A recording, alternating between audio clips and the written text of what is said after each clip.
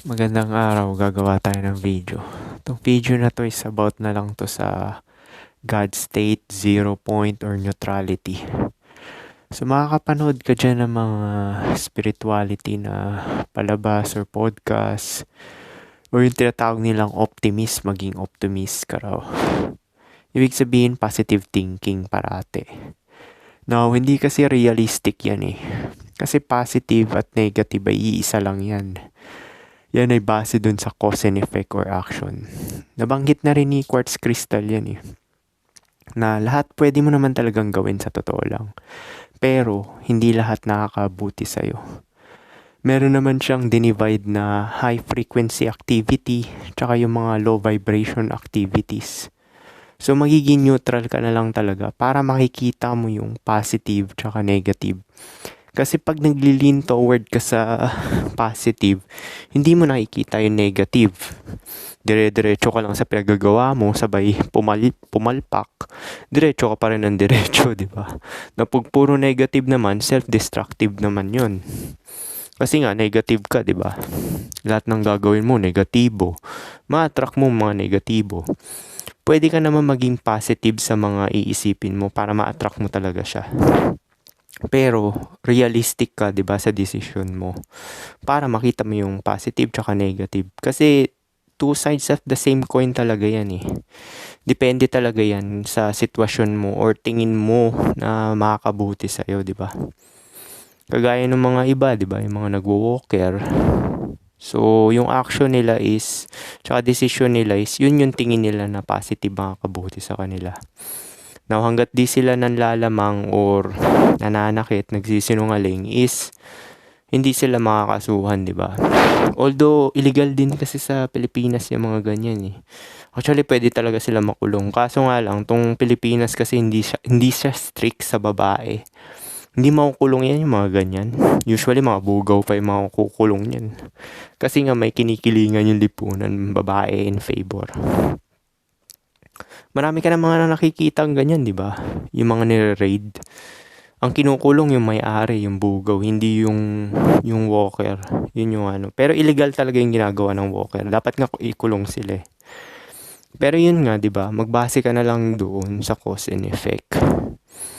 Kasi nga, yun nga, at least nakikita mo yung perspective. Ito pag ginawa ko to, ito yung mga positive, pros and cons, di ba?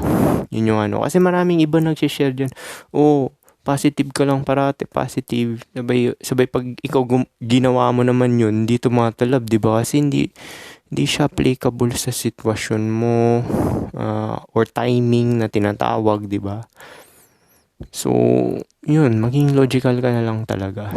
Tsaka, yun din pala, pag neutral ka lang, nasa present ka lang yan eh, nagiging logical ka. Tapos, ano nangyayari, hindi ka na move. Kahit sabihan ka ng mga praises dyan, or pang-uuto. Usually kasi yung mga praises, hindi naman talaga genuine yan. Kuwari, praise ka ng mga tao sa paligid mo, out of nowhere, di ba? Kuwari ako sabihan ng pogi, out of nowhere. Now, kung nasa neutral ka, teka, ba't yung sinasabi to, di ba? Pati yung mga nagbibigay ng choosing signals, tsaka lumapit sa'yo, nag-approach na babae. Now, pag nag-lean positive ka, yes! Yes! Ano, ang pogi ko talaga. Yun yung isipin mo. Hindi mo tinanong, bakit siya nag-approach? Anong pakay niya sa akin? Di ba? Kasi nga, psychology 101, di ba? Kung sino nag-approach, siya may kailangan. Obviously, di ba? Obviously, which is totoo naman talaga. Kung sino yung nag-approach, siya may kailangan, di ba? Now, yan yung una mong tatanungin sa sarili mo, di ba? Bakit siya nagbigay ng choosing signals? Bakit niya ako in-approach? Anong kailangan niya? No, ba't niya sinabi sa akin to? Ganyan yan pag nakikipag-deal ka sa mga tao. May power dynamics kasi yan eh. So, yung interaction, ikaw ba yung na-move o ikaw yung nag-move sa kanya, di ba? Yun yung tatanungin mo sa sarili mo. Nasa advantage position ka ba or disadvantage? Now, pag nasa neutral ka, nakikita mo yan. Nakikita mo yan. Clarity tawag dyan. Hindi siya yung optimist talaga. Tsaka yun din pala, di ba? nabanggit ko rin sa inyo yan dati, hindi ko masyado inaalala yung pera, sa totoo lang. Kasi naniniwala din ako dyan yung sa law of attraction na pagka in abundance ka, parang kumpleto ka na, di ba? Ano ba yung pinaka-complete state? Yung positive ba na optimist or yung negative or yung neutral? Ano yung pinaka-complete state? Obviously, yung neutral, di ba? Kasi parang wala kang kailangan, di ba? So, pag nandun ka sa estado na yun, nasa present ka lang, gagawin mo lang yung tingin mo makakabuti sa'yo regardless kung pumabor o hindi, is nasa complete state ka pa rin. Hindi ka naaalis sa sarili mo. Diba? Pinost ko kasi may lumalakad. Although hindi naman niya maintindihan to kasi Tagalog, diba? Kasi pag nasa complete state ka, may self-control ka pa rin. Hindi siya namumove. Bali, lahat ng decision mo, plano mo, or action mo is manggagaling talaga sa'yo. Kasi nasa complete state ka nga, diba? Ibig sabihin ikaw yung may in control, diba? Kaya ganyan. Medyo nawala ako sa passing. Nakalimutan ko rin sasabihin ko kasi biglang may istorbo eh. Yan pag may diba? May gagawa ka ng mga video na ganito. Biglang may mga distractions, mag-iingay. So, yun nga. Yun yung sinasabi ko sa inyo na law of attraction. Pag nasa neutral ka, incomplete ka na. Regardless anong mangyari, pabor pa rin talaga sa'yo. Gagawin mo na lang, solusyonan mo na lang, di ba? Wala ka naman magagawa, nangyari ni. Di ba? Kumari, maganda yung nangyari. Okay, pagpatuloy mo. Kung hindi maganda, okay, calibrate. Lipat na naman or gawa ka ng paraan. Paano makaalis dyan sa sitwasyon mo ng ganyan, di ba? Yun lang talaga magagawa mo. Kasi nga, di ba? Habang buhay ka pa, yung mga problema, hindi mawawala talaga yan. Laging present yung problema. Actually, yan, di ba nga yung problema kasi naka-attach sa katawan dahil nga negatibo yung katawan. So, hanggat nabubuhay ka, may problema talaga. So, expect mo na talaga yan, di ba? Pero, dapat yung mindset mo, nasa neutral ka pa rin talaga present. Kasi, yun yung power Tsaka yun yung complete state. Nasa God state ka or zero state. Or tinatawag nilang walang kailangan. Or sa Buddhism, di ba, in resemblance siya sa yung sinasabi nila na yung detachment, di ba? Ganun sa Buddhism, di ba, yung detachment. Kaya so, positive yung mangyari, negative, or basta negative, kumari, may nawala ka na relative, is tanggap mo siya, detach ka. So, yun lang talaga yung mas realistic. Tawag doon realistic. Realist ka. Hindi ka positive, hindi ka rin negative. Nasa neutral ka lang. Yung tingin mo na lang talaga na makakabuti sa'yo, yun lang talaga yung gagawin mo. Kasi bawat action naman talaga may kaakibat niya na positive at negative, di ba? Parang yan Although, base sa mga laws and restriction natin sa lipunan, or tinatawag natin cause and effect, malalaman mo rin talaga yung action na tingin mo hindi makakabuti. Kuwari, yung pag-iinom, ano ba cause and effect nun? Sure, for socialization sa short term na benefit. Pero kung long term mo gagawin yan, syempre magkakasakit ka, diba? Shrink din yung utak mo, mamamatay yung brain cells mo. Diba? Pero hindi mo malalaman yung kaakibat ng bawat action mo kung hindi mo pinalawak yung kamalayan mo. Kaya kailangan mo pa rin mag-seek ng wisdom na kagaya nito. Pagyoyosi, pagkain ng processed food, diba? Kala mo ganun-ganun lang. Kung ignorante ka, hindi mo alam yung nakakasama yung processed food, hindi mo rin alam yung cause and effect kasi ginagawa mo na lang siya ng tuloy-tuloy, di ba? Kumain ka lang, pagkain lang din naman to Hindi mo alam kung di ba? Kaya kailangan mo talagang mag-seek din, pero hindi mo na obligasyon na isalba pa yung mga ibang tao. Para sa sarili mo na lang talaga. Kasi yung mga ibang tao, pag nag-extend ka pa ng dyan, kung ayaw naman nila tulungan sarili nila, ikaw pa mapapasama niyan kasi yung reality niya naka-stick doon. Kagaya ng mga parents mo, 'di ba? I-share mo yung ganito, 'wag kumain ng processed food. Hindi, mamatigas pa rin 'yan. Tas ikaw pa lalabas na weirdo, 'di ba? Kasi yung reality nila doon na talaga naka-stick sa blue pill mindset. So, pagka ganito, the best talaga mag-self-focus ka na lang para mapayapa yung buhay mo hanggang kadulu-duluhan, 'di ba? Yun lang talaga magagawa mo eh. Sino ba yung mga tao na nasa paligid mo? 'Di ba? Ikaw lang din naman may kakayahan na papasukin sila sa realidad mo or hindi, 'di ba? Kung tingin mo bad influence 'yan, 'di wag mo na papasukin, 'di ba? Kaya nga na-share ko na rin dati sa inyo yun, yung mga red flag, green flag. Ikaw pa rin talaga may control niyan eh. Ang role lang talaga ng parents mo, dinala ka dito, 'di ba? Para mag-suffer. Pero bukod doon, after niyan, support lang talaga siya sa hanggang mag-18 ka. Para magkaroon ka ng proper decision making, tsaka pwede ka na magtrabaho. Once nag-18 ka na, ma-fuck up ka man, maging successful, sa'yo na talaga yung control. Wala talagang ano. Kaya kailangan pa lang, ngayon pa lang, mamulat na yung mata mo na wala talagang tutulong sa'yo. Once nag-18 ka, mag-fail ka dyan or maging successful, wala talagang tutulong sa'yo. Bahala ka dyan.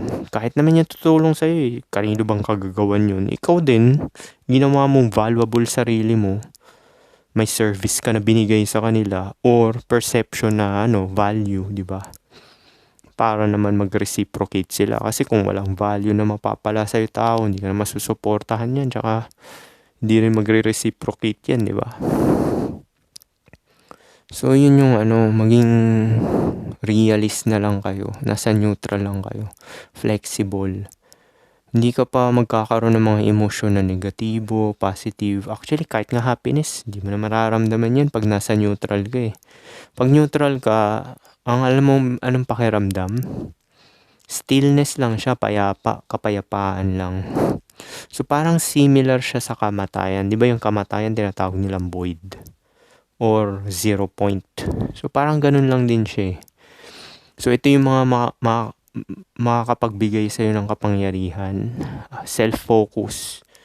So self-focus is magfo-focus ka lang sa sarili mo. Kung walang kikilalanin mo talaga yung sarili mo ng buong buo. Ano ba yung gusto mo dito sa buhay? Ano yung gusto mo ma-experience? Paano ka prepare ng sa paraan na gusto mo, di ba? Or paano mo makukuha yung mga gusto mo experiences or bagay sa terms mo. Now, kung walang mga kinalaman yung mga tao sa plano mo, di wag mo na papasukin, di ba? Self-focus lang talaga yan. Diba? Ganun lang magagawa mo. Tapos, ano pa ba yung mga nasa neutral? Present ka lang, diba? Siyempre, pag nag-self-focus ka, matik, nasa present ka. Kung ano yung ginagawa mo ngayon, binibigay mo na lang talaga yung best mo. Tapos, bahala na yung resulta.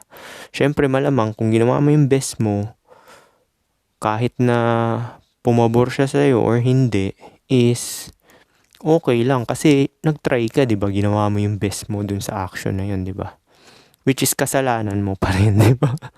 Kagaya ng numbers game, 'di ba? Sinare ko na sa inyo 'yan para makuha mo yung specific na pangyayari para dun sa babae na 'yon. Is magna-numbers game ka talaga. Hindi ka magfo-focus sa isa. Kasi ilan ba tao may gusto sa iyo or hindi? Tsaka ilan lang kailangan mong babae? Isa or dalawa lang naman, 'di ba? Kahit nga 3, mahirap, di ba? Sa mga nakapag-try dyan ng 3, na-try ko na kasi yun, sabay-sabay 3. So, sa mga nakatry ng 3 dyan, mahirap, di ba? O. So, makaka-relate lang na ito yung mga ganun. So, yan, di ba? Yung mga, ano pa yung mga nasa control mo. Yun, deprogramming. Di ba? Ililimit mo yung mga walang kwenta sa plano mo.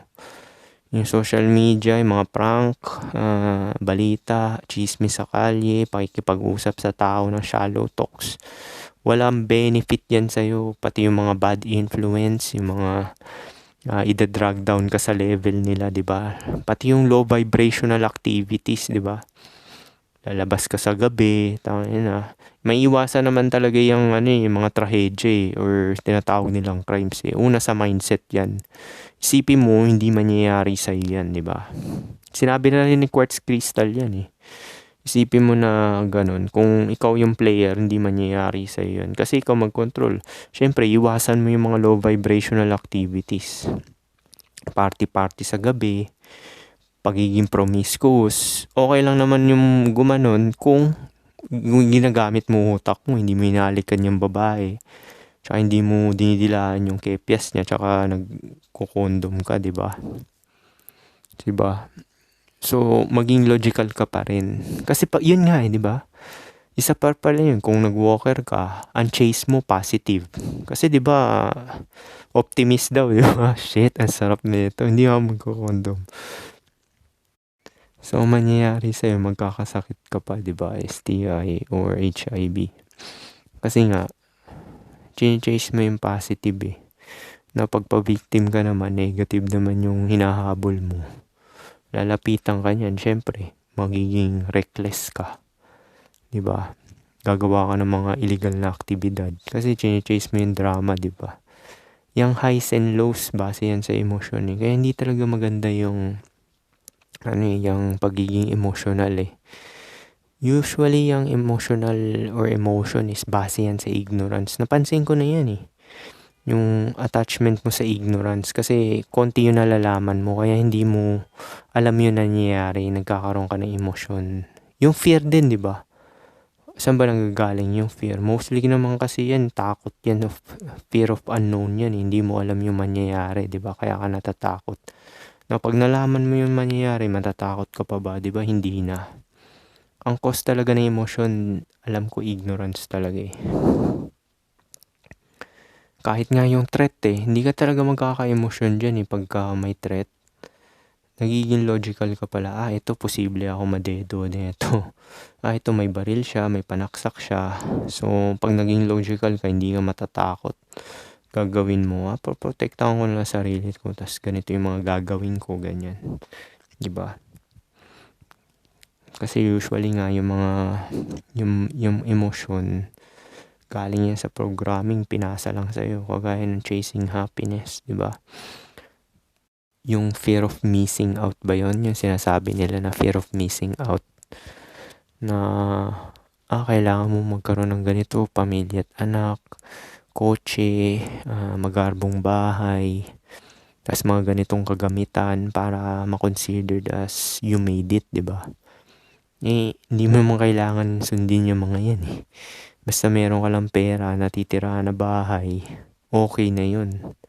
Actually, pagka-kotse nga, hindi nga pabor yan sa Pilipinas dahil ang mahal-mahal ng gasolina ngayon, tsaka yung parking space, tsaka yung traffic, di ba? Kaya mas maganda, magbayad ka na lang ng public utility vehicle. Pero may cons pa rin yun, yung usok, di ba? Tsaka yung mahal din yung bayad din kung nagta-taxi ka or Uber. See, kita mo na 'di ba? Lahat talaga ng action may pros and cons, 'di ba? Wala talagang kasi interdependent 'yan Magkasabay yan dalawang yan Kaya yung law of attraction kasi minsan nakikinig rin ako niyan ngayon Tsaka yung sa Machiavellian. Parang mas more on Machiavellian ako kaysa dun sa LOA. Kasi yung Machiavellian, ruthless yun pagiging talaga yun dun ka talaga magsasucceed Yun yung tingin ko Kahit naman yung mga naglo-law of attraction, nang-i-scam din yan diba? Na, tingnan mo yung mga nagbebenta ng mga book, diba? Puro positive lang talaga sila. Marami talaga silang nai-scam.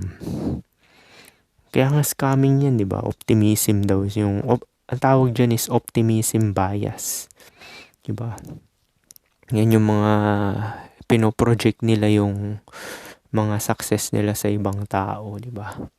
Ang pinakamataas na frequency lang talaga is neutral ka. Nasa neutral ka lang. Kasi pagka neutral ka, nakita mo yung positive tsaka negative. Pagka nag-lean towards ka sa positive, lagi mo i-chase yan, di ba? Paano kung napunta ka na sa negative? Ano mangyayari sa'yo? Madidepress ka. Manghihina yung loob mo. Kung nasa neutral ka, pucha. Yun ang pinakamakapangyarihan mo. Wala akong pake. Diba? Yun yung wala akong pake. Gagawin ko lang talaga yung gusto kong gawin. Tsaka yung mga ma-experience. Regardless kung pumabor or hindi, magre-recalibrate ka na lang, diba? Yun talaga yung tingin ko na O kagaya nga ng sinample ko kanina, hindi ko pinoproblema yung pera kasi gumagawa naman ako ng activity or action na tingin ko makakagawa ng pera. Ganun lang talaga yung ginagawa ko. Tapos, yung byproduct lang nung ginawa kong activity, nako-convert siya sa pera, 'di ba? Ganun lang naman yun eh. Tsaka syempre, inisip ko na rin to. Sabi ko, hindi ko kaya magdoktor. Ito yung pinaka-safe na course nung that time hindi pa kasi uso yung internet money kagaya na ngayon. Dito kasi sa SOCMED, mang-scam ka lang dito eh. Kagaya niyan, yung mga influencer. Hindi ko naman sila sinisiraan. Nakikita ko lang talaga yung agenda nila, 'di ba? Yung optimism bias nga. Parang makascam ng tao. Tapos yung mga tao nasa baba pa rin, 'di ba? Hindi umaasenso kasi hindi nagiging logical. Hindi na nakikita yung kung papabor sa kanila yung sinishare ng tao or hindi, 'di ba? Kasi hindi ka realist, hindi ka nasa neutral eh. Ganun talaga mangyayari, 'di ba? Kaya yung law of attraction na yan is ikaw lang din naman yan eh. Kasi 'di ba lahat reflection. Tsaka ikaw din naman nagdidesisyon. So, ang gawin mo na lang talaga is maging logical ka. Tapos, gawin mo yung best mo kung tingin mo na papabor sa'yo or magge-generate sa'yo ng pera. Papansin mo, pera lang din naman yan eh. Huwag ka maniniwala dun sa mga sinasabi nila. Gawin mo yung for the sake of wag mong gawin yung activity for the sake of money. Mga kaplastikan yan. Lahat ng tao, kaya nila ginagawa yan dahil sa money. Kasi kung hindi naman kikita ng pera yan, hindi naman nila pag-aaksayan ng panahon yun eh. Sure, pwede maging hobby. Or mga ganyan, hobby-hobby lang. Out of fun, pero katagalan, mababurnout ka rin at mawawalan ka ng gana kung walang reciprocation. Ibig sabihin, hindi ka kumikita ng pera, 'di ba? Ako kaya naman ako gumagawa nito kasi nagbabaka sakali at the same time help din sa sarili ko, 'di ba? Kasi wala naman ako nakakausap, 'di ba? Alam nga may share ko to dun sa mga tulog, tatargetin ka pa. Kahit nga dito sa lugar ko, 'di ba? Kagaya niyan, may palakad-lakad parati nang istorbo, 'di ba? Magawa ka ng video na ganito tapos istorbohin ka. So, yan. 'Di ba? Usually pa ng mga tao sa paligid mo, mga blue pill yan, tulog. Mahirap kausapin yan, 'di ba? Kasi nakikita mo yung nangyayari. Tingin ko alam din nila yung nangyayari. Kaso nga lang, wala lang talaga silang kapasidad makaalis dun sa blue pill na mindset. Kasi yun na talaga yung di-defend nila. Kasi yun yung programming nila simula bata pa sila eh. Diba? Ngayon, hayaan mo na sila. Wala ka nang pakialam sa mga tao. Hanggat hindi siya papabor sa'yo, huwag mo na bigyan ng Yun yung formula sa success talaga eh. Alam mo may gumawa niyang Machiavellian na principle sa Amerika to eh. Si clavicular, kilala mo yon, yung Luxmaxer. Basta, boss talaga siya. Di ba, pansinin mo yung crew niya, sumusunod lang sa kanya. 20 years old yun, napapasunod yun 34, tapos matatanda pa sa kanya. Kasi nga, selfish nga siya eh. Yung inaano niya lang talaga, yung papabor lang talaga sa kanya. Pag yung tao, resistant sa kanya, pinapakawalan niya. Kahit yung babae, pinapauwi na niya sa bahay or kinikik niya out dun sa kotse niya. Nakikita ko kasi yung mga clip niya eh. Ganun kailangan gawin mo para maging successful ka. Tapos hindi mo basta-basta iwawaldas yung pera mo sa mga walang kwenta or para i-please yung tao. Dati, dati, yan din yung kasalanan ko rin eh. Parang nagyayaya sila na na mag-milk tea, yung mga ganyan kain sa labas. Ayaw ko. Bala ko magtipid, di ba? So parang napipilitan ka para makisama. Dapat hindi ganun. Kung ayaw mo talaga, ayaw mo. Para talagang makuha mo talaga yung mo. Naka-focus ka lang talaga sa goal. Aim high, di ba? Yun lang talaga yung gagawin mo. Hindi ka magpapa-derail. Yun yung word, derail. Kuwari yung mga tao, babaguhin yung landas or alisin ka sa landas mo, di ba? Yung chine-chase mo na goal is yun, hindi siya makakatulong, makakabagal siya. Tsaka nare-reprogram ka pa, di ba? Nahahaluan ka ng ibang program ng tao. Hindi ka nagiging natural sa sarili mo. Ibig sabihin, nalilimutan mo na yung connection mo sa self mo. Kasi nga, piniplease mo yung ibang tao di ba? Tapos, nagbe-bend ka sa reality niya. So, mangyayari niyan, hindi mo talaga makukuha sa yung mga gusto mo. Ganun lang naman yung LOA Self-focus lang din naman talaga yan, yung law of attraction Ginagawa pa nilang cheesy. Diba? Ano lang naman talaga yan, self-focus lang. Tas, maging relentless ka dun sa plano mo, diba? Tas, strategic din, syempre, diba? Either short-term man yan goal mo or long-term. Is ikaw pa rin makikinabang, diba? Pero ito lang mapapayo ko sa inyo. Ang i-chase nyo talaga yung long-term. Yung passive income. Nabanggit ko na sa inyo yan, diba? Rental properties, royalties sa books, online courses, or music, or mga ganitong content kasi future kikita pa rin to Hanggat naka-put up to dun sa YouTube, kuwari nag 1,000 yung subscriber mo, kikita ka pa rin hanggat may nanonood kahit hindi ka na maglabas, di ba? Ganon din sa TikTok. Meron din Shopify. Mag-design ka ng mga doon, print to send. Ibig sabihin, magdi-design ka doon gamit ng Canva. Send mo sa kanila, tas yung design mo gagamitin nila, tas babayaran ka. Ipiprint nila yun sa mugs, t-shirt, or kung anong produkto. Wala kang lalabas na pera. Yung monthly dues na lang siguro sa membership doon. Kasi every month may babayaran ka doon. Maliit na dollar. Pero kung magaling ka naman, consistent ka na gumawa ng creative stuff or design, kikita ka pa rin. Yun yung sinasabi natin na royalties. Kahit na hindi ka physically present, kumikita ka pa rin, di ba? Yun lang yung mga avenues di ba? Rental ng parking space. Or kung wala kang pambili ng properties, umupa ka ng bahay na mumurahin, tapos paupahan mo uli, di ba? Kausapin mo lang yung may-ari. Uso yun dito, lalo na sa western country, upahan yung buong bahay. Tapos papaupahan kwarto by kwarto. So naging doble yung niya, kita niya, di ba? Pautakan lang talaga, di ba? Or mag-buy and sell ka. Hanap ka mga low-cost housing, bilhin mo, tapos ibenta mo uli. So paano? Yun lang, 28 minutos. Ang highest frequency para sa akin, neutrality. Hindi yung optimist or negative. Optimist or pessimist, di ba? Kasi both yan nag-i-exist sa isang action at decision. May pros and cons, di ba? Wala talagang, hindi makakatakas yung isang action dyan. Kahit naman maging successful ka, maraming pera, may cons pa rin yun Lalo na kung hindi ka strategic, may cons pa rin yun, di ba? Kasi interdependent nga tayo Kuwari, business mo, marami kang pinapasweldoan ng tao, cons pa rin yun, di ba? Paano kung nalugi yung kagaya nito, magkaka-oil crisis?